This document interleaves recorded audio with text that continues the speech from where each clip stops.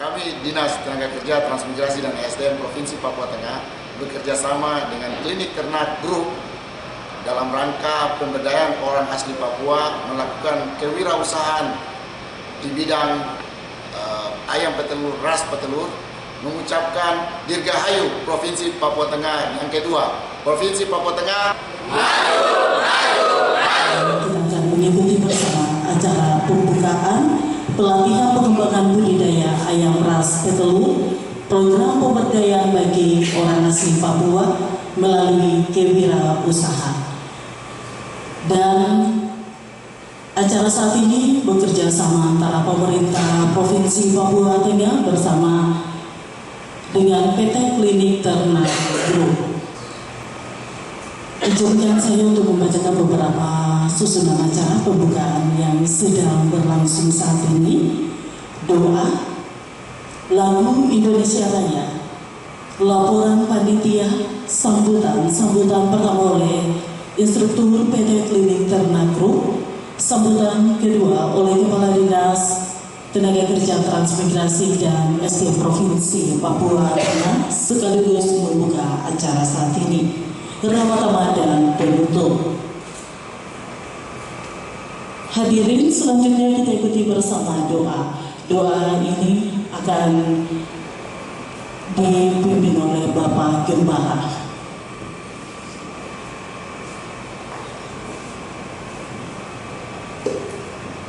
Sebelum kita memulai dengan kegiatan yang tercinta ini, kita akan berdoa menurut agama dan kepercayaan kita masing-masing.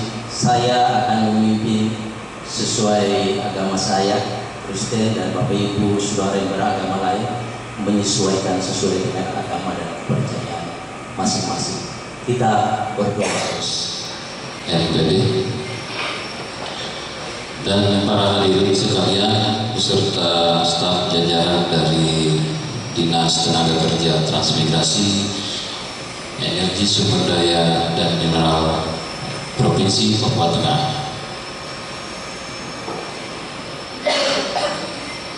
Puji syukur kita panjatkan kepada Tuhan Yang Maha Esa, yang mana kita semua bisa hadir dalam kegiatan pelatihan pengembangan budidaya ayam petelur, yang mana acara ini diselenggarakan oleh Dinas Tenaga Kerja, Transmigrasi dan SDM yang bekerja sama dengan kami dari PT Klinik Ternak Group Nagire, beserta dukungan dari perusahaan yang bergerak di bidang farmasi, yaitu PT Medion Ardika Bakti. Saya ucapkan selamat datang di Nagire, Bapak. Kemudian yang selanjutnya ini sebagai bahan laporan dan gambaran untuk Bapak Ibu sekalian, bahwa pelatihan ini merupakan pelatihan budidaya ayam ras petelur yang dikhususkan untuk orang asli Papua, terutama di wilayah Provinsi Papua Tengah. Dari kegiatan ini kita dari PT Klinik Ternak Group nanti akan membantu dengan beberapa instruktur. Salah satunya saya sendiri selaku direktur dari PT Klinik Ternak Group, dibantu dengan teman-teman sebanyak 5 orang instruktur. Kemudian ada pendamping dari kantor Dinas Tenaga Kerja sendiri, yaitu sebanyak 5 orang. Kemudian untuk jumlah pesertanya ini terdiri dari 20 orang peserta. Mudah-mudahan dengan dimulainya acara ini kita bisa menjalankannya dari awal sampai akhir dengan lancar tanpa ada halangan satu apapun. Kemudian untuk acara kegiatan, kita akan mengisi kegiatan ini dengan beberapa kegiatan. Salah satunya ada kegiatan teori yang akan dilaksanakan selama 3 hari, yaitu di ruangan ini sendiri. Kemudian setelah teori nanti ada kegiatan praktek di lapangan sebanyak 3 hari. Jadi total untuk kegiatan ini jika ditambah dengan acara pembukaan hari ini dan penutupan nanti, total ada sekitar 8 hari. Jadi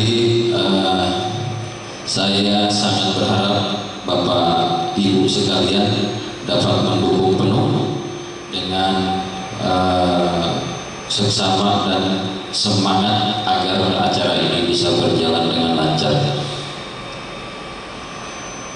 Saya rasa untuk acara laporan cukup sekian. Mohon dimaafkan untuk kekurangan dan kelebihannya. Salam sejahtera untuk kita semua. Assalamualaikum warahmatullahi wabarakatuh. Salam. Terima kasih. Iya, baik. Terima kasih kepada Bapak Dr. Aan Nur Yusuf. Selanjutnya kita ikuti bersama sambutan sekaligus membuka acara saat ini oleh Kepala Dinas Tenaga Kerja Transmigrasi dan SDM Provinsi Papua Tengah. Waktu dan tempat kami persilakan. Kepala Bidang Transmigrasi Dinas Tenaga Kerja Transmigrasi SDM Provinsi Papua Tengah akan menghormati para klinik tim grup klinik ternak, entah itu dari Makassar yang di Nabila juga. Terima kasih Pak telah meluangkan waktunya untuk berkontribusi kepada kami. Kita berkolaborasi dalam rangka meningkatkan SDM kewirausahaan pada masyarakat kita yang ada di Provinsi Papua Tengah. Pertama-tama yang berikutnya kami mengucapkan terima kasih juga kepada seluruh peserta, kepada panitia yang telah berjuang berupaya untuk mensukseskan kegiatan ini. Mereka, saya tahu ya, kemarin sudah beberapa bulan yang lalu mereka merintis kegiatan ini, mencari, kita coba cari daerah mana kandang-kandang ayam orang-orang yang telah mensukses memelihara ayam yang ada di Nabil ya. Dari situ mulai kita mencari kira-kira tenaga-tenaga ahlinya yang mana, siapa-siapa yang telah mendirikan asosiasi-asosiasi ini. Itu yang mungkin rintis awal kita. Sebelumnya memang kegiatan ini juga sudah kita lakukan beberapa, selain ayam ada ikan juga, kita budidaya ikan. Nanti untuk pengembangan yang lain-lain, intinya bagaimana meningkatkan SDM masyarakat yang ada di Provinsi Papua Tengah.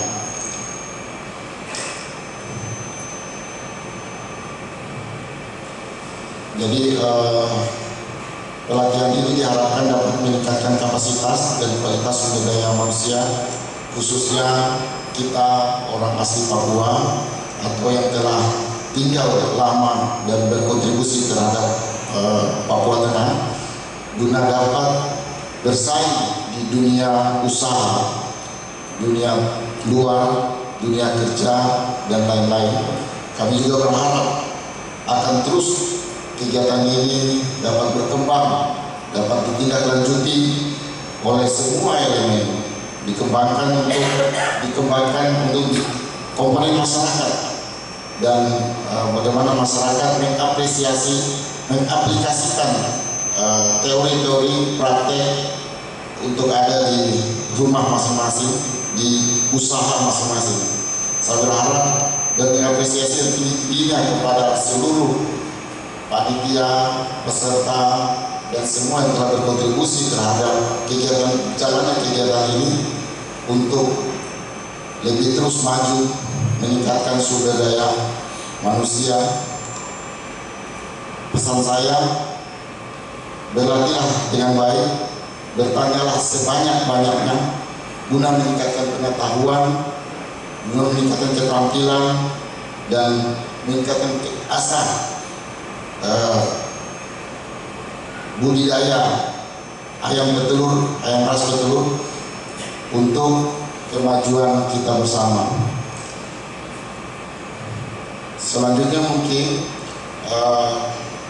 setelah kita mungkin seminggu ya kita kegiatan praktik ini teori, karena kita bicara tentang ayam ras petelur ini agak sedikit sensitif. Kenapa? Karena dia mudah terserang penyakit, mungkin nanti akan lebih dikembangkan oleh instrukturnya. Jadi kalau kita lihat sekilas mungkin gampang, orang lihat 3 bulan sudah panen, 6 bulan sudah panen, tapi tidak semudah itu dalam mengaplikasikan. Jadi kita pernah dengar terserang flu ayam, habis ayam, hampir sebagian besar habis ayam. Nah, satu saja dia berkontak kepada seluruhnya, selesai. Nah, itu yang perlu ada antisipasi. Makanya kita perlu berlatih, kita perlu belajar, kita perlu mendalami ilmunya, sehingga kita perlu ketahui bahwa apa sih untuk mengembangkan 3 bulan bisa panen, 6 bulan bisa panen, atau berapa bulan bisa panen. Itu perlu didukung dengan keterampilan, pengetahuan, dan kita perlu eksis, kita perlu masuk di dunianya. Kita perlu tahu bahwa ayam ini dalam 10 hari pertama apa sih, perlu dikasih vaksin. Nama-nama vaksin juga harus ada. Kalau istilahnya kemarin, kalau saya pernah pelihara ayam juga Pak. Jadi kalau macam dia sudah sakit-sakit, kadang saya kasih minum bodeng saja. Nah, itu obat manusia yang harus masuk. Sebenarnya salah. Nah, karena itu ayam kampung ya. Jadi ayam petelur semua pakai vaksin, semua pakai obat-obatan yang memang ada takaran dan ada ukurannya. Jadi kami berharap bahwa pelatihan ini bisa mengembangkan keterampilan pada ibu-ibu dan bisa dituangkan dalam praktek di rumah, praktek dalam kelompok masyarakat, praktek dalam kampung masing-masing. Nah, itu bisa dari 20 orang ini bisa merangsang ke tetangga-tetangga, ke kelurahan, bisa jadi kita kewirausahaan kita bisa maju. Nanti teman-teman panitia mohon dikontrol juga kepada teman-teman yang telah menerima manfaat ini sampai sejauh mana mereka mulai mengaplikasikan, karena memang tadi itu sudah katakan bahwa sensitif, jadi susah-susah gampang. Jadi perlu diketahui dulu jenis-jenis vaksin-vaksin, terus makanan-makanan, terus nanti perlu ditanya banyak. Selain makanan-makanan yang ada di toko, makanan apa bisa kita racik di rumah? Jangan sampai kita salah racik. Jagung berapa kilo ditambah tumbuhan, ditambah daun-daun yang membuat dia daya tahan tubuhnya lebih baik. Mungkin itu gambaran kami. Mudah-mudahan ini bisa berkontribusi buat kita semua, buat kemajuan daerah kita, dan mudah-mudahan ini memberikan pengalaman berharga buat Bapak Ibu sekalian dan memberikan peningkatan perekonomian intinya. Mungkin itu sambutan yang dapat kami sampaikan. Untuk bukanya ada pakai apa? Buka aja ya. Oke. Dengan mengucapkan puji syukur kehadirat Tuhan yang Maha Kuasa, kami dalam rangka pengembangan budidaya ayam ras petelur, Dinas Tenaga Kerja Transmigrasi (ESDM), Pemerintah Provinsi Kabupaten bekerjasama dengan Klinik Ternak dalam rangka pemberdayaan bagi orang asli Papua melalui kewirausahaan. Hari ini tanggal 11 November 2024 dengan resmi kami nyatakan dibuka. Setelah jam istirahat sampai sore itu kita agendakan selama 3 hari untuk teorinya. Kenapa 3 hari kok lama sekali gitu? Karena ayam petelur ini seperti yang disampaikan Bapak PLT tadi, susah-susah gampang. Memang maunya kita tuh langsung praktek, karena ini hanya ayam saja kok banyak sekali teorinya. Tapi kenyataan di lapangan itu ternyata masih banyak yang keliru gitu. Mereka kebanyakan itu otodidak. Jadi Bapak Ibu bersyukur ada pelatihnya langsung dari perusahaan besar. Medion ini kalau saya bilang perusahaan internasional, karena cabangnya sudah sampai ke benua Afrika, Eropa juga ada. Jadi ini kehormatan untuk bagi kita semua di Nabire bisa. Jadi saya harap Bapak Ibu sekalian bisa dengan seksama nanti menyimak materi yang disampaikan, karena ini berkaitan nanti dengan kelangsungan pemeliharaan yang akan dijalankan Bapak Ibu sekalian setelah pelatihan ini. Berhasil atau tidaknya, ini dalam 1 minggu ini kita pelajari untuk fondasi dasarnya. Saya rasa demikian yang dapat saya sampaikan. Terima kasih atas perhatiannya. Untuk kita bisa kuat dulu, kita snack dulu. Silakan berdiri satu-satu, ambil kembali di tempat duduknya. Silakan berdiri. Ya.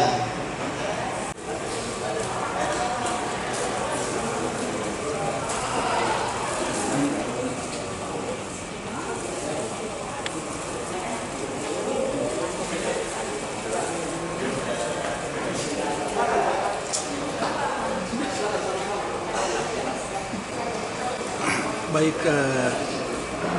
pelatihan ayam petelur Provinsi Papua Tengah atas nama penyelenggara bidang transmigrasi Provinsi Papua Tengah, kami menyampaikan terima kasih kepada pemerintah Provinsi Papua Tengah. Yang kedua yaitu kepada Kepala Dinas Transmigrasi Tenaga Kerja Transmigrasi dan Negeri Sumber Daya Mineral yang memberi kesempatan pelatihan ini kepada orang asli Papua dan kepada PT Klinik Ternak Group yang menyelenggarakan pelatihan ini, sehingga pelatihan ini boleh menjadi berguna bagi orang asli Papua dalam pengembangan ayam petelur di Provinsi Papua Tengah, lebih khusus di Kabupaten Nabire. Kami berharap dengan pelatihan ayam petelur ini orang asli Papua bisa mengembangkan ayam petelur ini sehingga dapat memberikan penghasilan tambahan bagi keluarga mereka di waktu-waktu yang akan datang.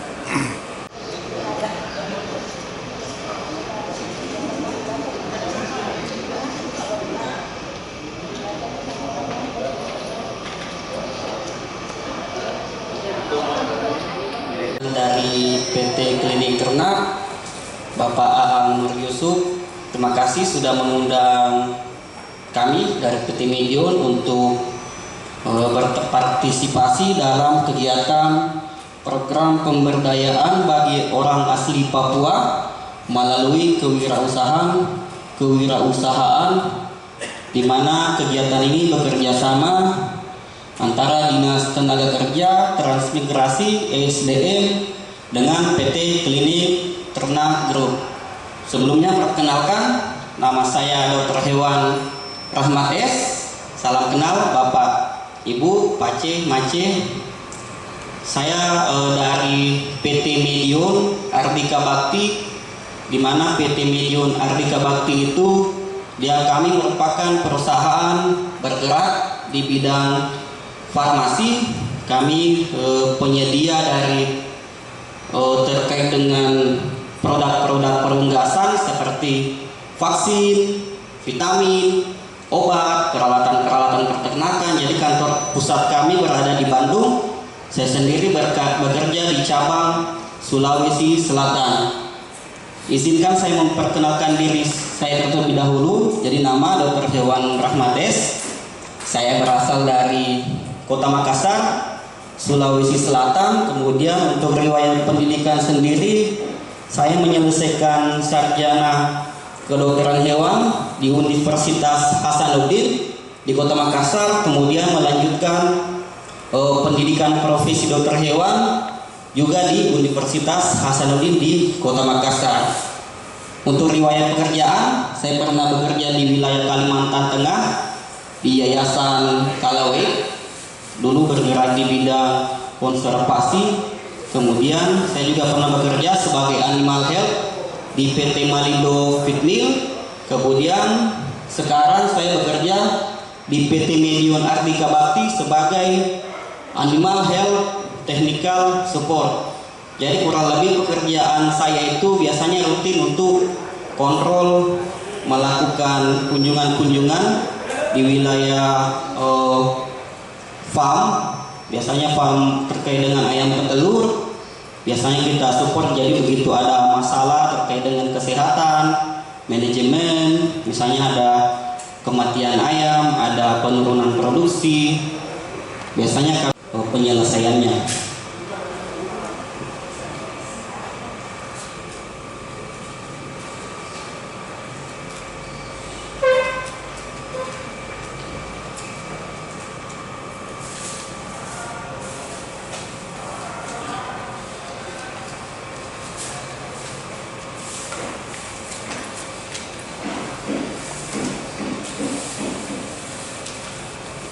Pengalaman dari Bapak Ibu terkait dengan ayam ras petelur ini.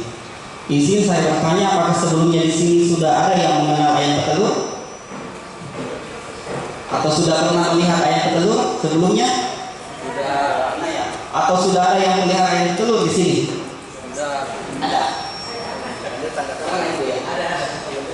Jadi, biasanya kan kita lihat di pasar ya telur. Jadi ya beberapa hari ke depan kita akan mendiskusikan bagaimana sih sebenarnya satu butir telur itu dihasilkan. Jadi materi untuk saya masuk ke materi pertama, di mana materi pertama itu mengenai pengenalan ayam ras petelur. Jadi Bapak Ibu Pace-Mace bisa lihat juga ya di bundle materi yang sudah dibagikan oleh panitia, sambil tetap memperhatikan yang saya presentasikan di atas. Jadi kita materi pertama itu judulnya mengenal ayam ras petelur. Untuk agenda pembahasan kita sendiri ada 3 yang akan kita bahas. Jadi pendahuluan atau sedikit pengenalan mengenai ayam ras petelur, kemudian kita bahas bagaimana tata laksana pemeliharaan ayam petelur ini, kemudian kita masuk ke kesimpulan dari diskusi kita pada pagi hari ini. Kita mulai dulu ya dari pendahuluan. Jadi dari mana sebenarnya ayam petelur yang kita pelihara di kandang itu, yang telurnya kita makan itu, konsumsi itu berasal dari, jadi si ayam ras petelur ini dia jenisnya ada ini ya, bisa dibagi. Untuk kelasnya sendiri dia dikelompokkan berdasarkan bangsa dari area geografisnya yang sama. Jadi ayam petelur yang kita pelihara terutama di wilayah Indonesia itu dia berbeda dengan yang dipelihara di misalnya di daerah Amerika, daerah Eropa. Kemudian ciri-ciri fisiknya juga berbeda. Jadi bentuk tubuh, warna kulit yang kita pelihara di daerah Indonesia itu berbeda yang dipelihara di seperti misalnya di wilayah Asia lain, kemudian di daerah seperti Spanyol, Portugal, Amerika, dan Inggris. Kemudian warna bulu juga berbeda. Biasanya kalau kita di wilayah Papua sendiri biasanya yang petelurnya berwarna apa, teman-teman? Warna coklat ya? Ya, warna coklat. Kemudian ini yang paling umum yang kita kenal adalah serai. Jadi awal dari ayam petelur itu sendiri sebenarnya dia berasal dari ayam hutan. Jadi kemudian dikembangkan oleh ahli-ahli genetika, kemudian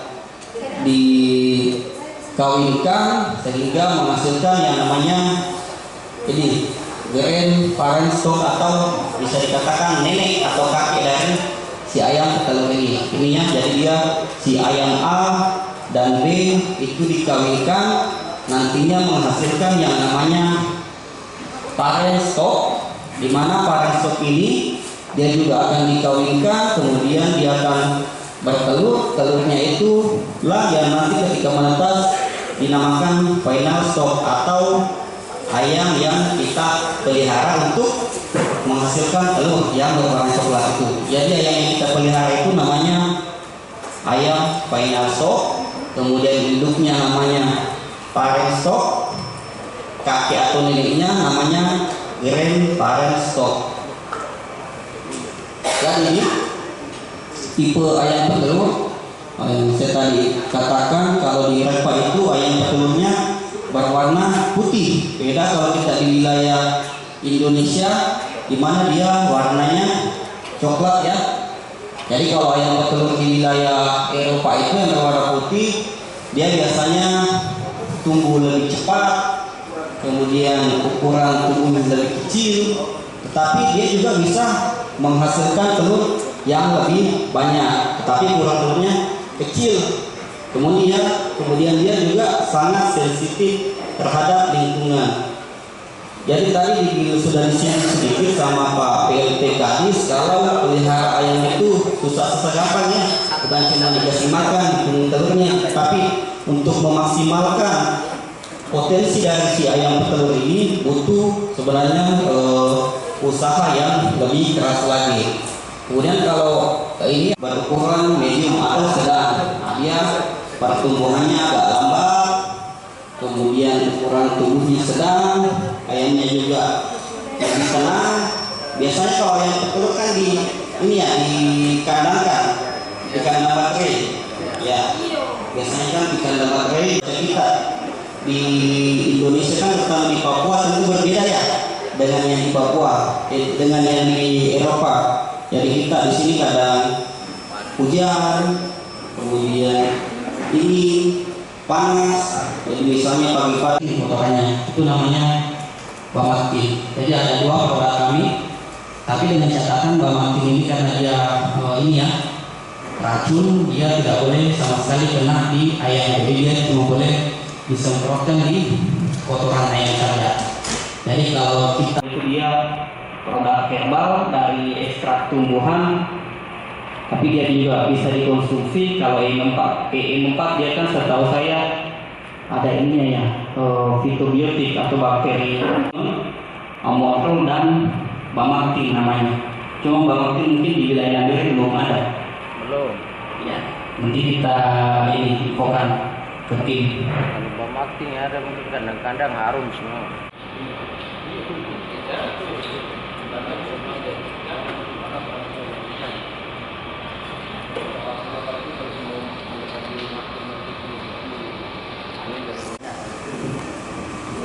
Yang tadi kita bahas menyangkut dengan amonia itu, ini satu hal yang menjadi fenomena bagi Nambire, karena mereka bisa pelihara sampai 5.000, dari 1.000 sampai 5.000, tetapi mereka tidak bisa kendalikan depo amonia. Itu satu kendala penting yang mungkin kita belajar baik, sehingga ini kita datang semua ini teman-teman kita dari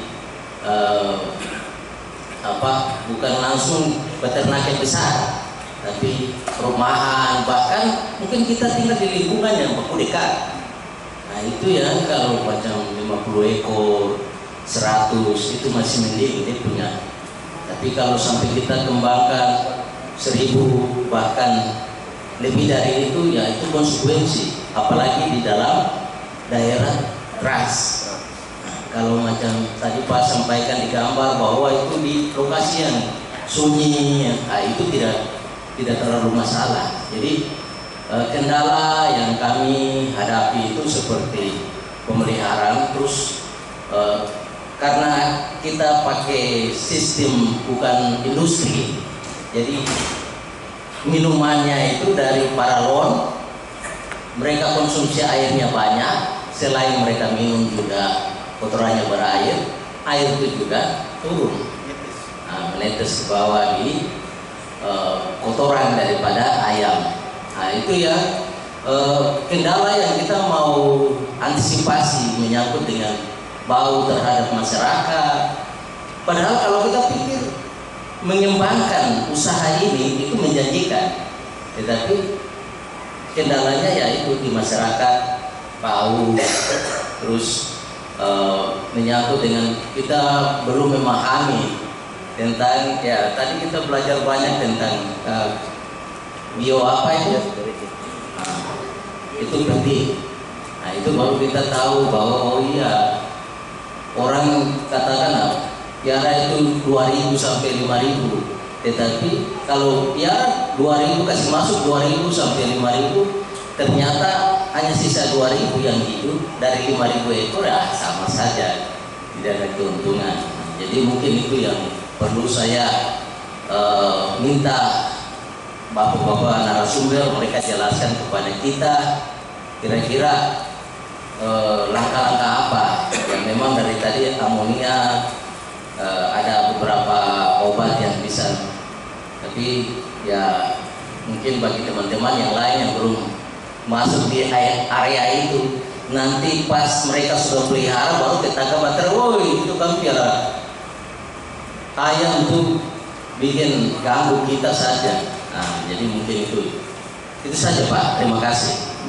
Pembuatan kandang harus dikelilingi dengan got untuk mengekali pada saat musim hujan lebat air tidak tergenang di bawah kandang. Ada got untuk keluar dari area kandang.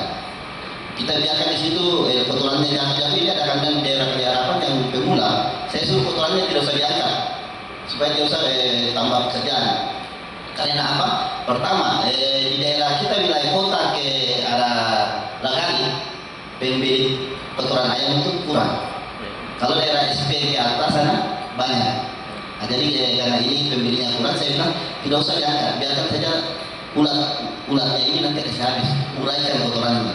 Otomatis tidak ada kelembapan, tidak ada amonianya. Jadi kalau tidak ada amonia, tapi itu pencegahan amonia itu harus got-got ini harus dibikin supaya jangan sampai lembab di bawah kandang. Kalau tidak lembab otomatis tidak ada amonia. Mungkin begitu. Untuk masalah yang kotorannya basah itu yang tadi pembicara sampaikan bahwa kita akali dengan kipas angin di atasnya gitu. Mungkin kita sudah tambahkan, nanti kita lanjutkan lagi penambahannya pada saat nanti kita praktik di lapangan di kandang akan kita jelaskan lebih detail. Mungkin begitu. Demikian, terima kasih.